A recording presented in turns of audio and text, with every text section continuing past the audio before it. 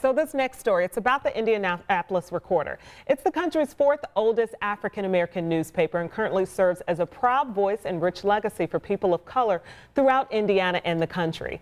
And I actually had the chance to sit down with the editor and found that when you look through the key shifting moments of history, the Recorder was always there.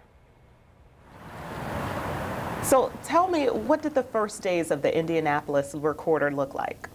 Well, so we started in 1895. We were actually a two-page church bulletin, so not even an actual broadsheet newspaper, two-page church bulletin. And then we grew. Throughout its 127-year history, the Indianapolis Recorder has informed, connected, and told the truth for a community that's been historically overlooked. Indiana was a Klan stronghold, and so the Recorder is alive, was alive, became alive, and still alive because it's vital for the truth to be spread about Black people and to actually represent us as human beings. Our stories weren't told accurately, and so that's why we exist. You know, we have always said we are a voice for the voiceless. Overcoming death threats and intimidation from the Ku Klux Klan to hard-hitting financial times, the mission has remained the same. Millions cheer Mandela's release. Wow. This is it, February 17th, 1990. It's history. That is history. And what I tell the reporters is like, we're a part of history.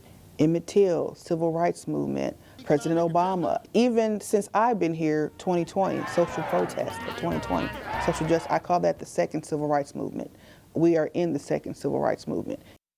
In 1990, businessman and publisher Bill Mays and his family stepped in to financially reinvigorate and help secure this paper's legacy. He wanted to see it live to 100. So I think Mr. Mays will be really proud that we are actually 27 years beyond that.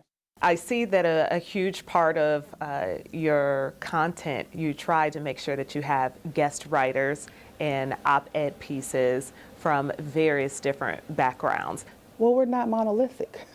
You know, we are not just one voice. You know, we don't all look the same, talk the same, dress the same, think the same. So why should we all have the paper just be only one voice? That's not fair to our community. That's not full representation. Look, they're announcing a marriage. That's so cute. Yeah. It's also cool to see the ads here. Yes. Right? It's very, and the prices. 69 cents for a Pepsi. Yeah, 2 liter. It's hard to think that today's paper is going to be in these archives one day. Right. Years from now. We are a part of history. I have to remind myself all the time. Because this newspaper's 30 years from now. This is 60 years from now. This is today. This is today. This is today. One day, hopefully, this paper will be just as yellow. Yep. We also talked about why there's still a need for a Black newspaper. Noshia told me that there's still a lack of diversity in most newspapers and a lack of trust that needs to be rebuilt with the community. And the Recorder has worked to build that. They still offer a print version. I actually got my copies here for you, Anne-Marie. Thank you. The more recent copies here. And their Black History edition, which was really cool. That just came out. And so, but it's just a big part of the community, and it means a lot to the African-American community. And they're still, of course, moving into the future by embracing social media. They're still in print, they're on digital.